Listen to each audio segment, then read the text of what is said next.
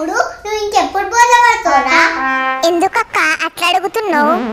ఎక్కడికి పోయినా సరే ఫ్రెండ్స్ చుట్టాలు అందరు అడుగుతురు, మీ తమ్ముడు బోర్ల పడిందా, మీ తమ్ముడు బోర్ల పడిందా. నేనేం చెప్పాలి?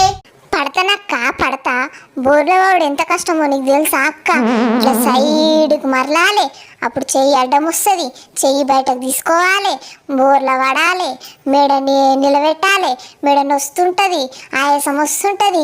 నీకేం తెలుసా అక్క ఎంత కష్టమో బోర్లవాడు? పడు పడు పడు అంటే ఎట్లా పడతా? నీ సోపత్ పిల్లలందరూ బోర్ల పడుతుర్రంట, నువ్వేమో పడతలేవు. మళ్ళీ అడగరా చెప్పు. అరే అందరు పిల్లలు ఒకటేలాగా ఉంటారా అక్క?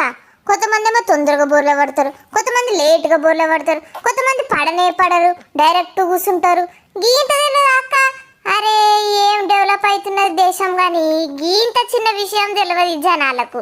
బోర్లవాడు అంటే నేనేడవాడు? వాళ్ళందరూ అడుగుతున్నారా, మళ్ళీ నేనేం చెప్పాలి చెప్పు.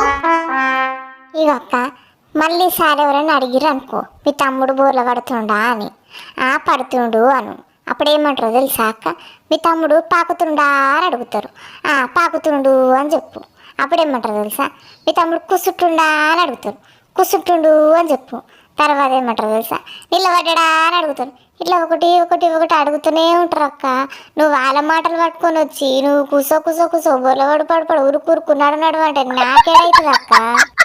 ఇగో అందరికి చెప్తున్నా ఇనుండి, అందరు పిల్లలు ఒకటేసారి బోర్ల పడరు. ఎవరి టైం వచ్చినప్పుడు వాళ్ళు పడతారు. మీరు జర మాకు మెంటల్ టెన్షన్ పెట్టకండి, జర ప్రశాంతంగా ఉండనియండి మమ్మల్ని.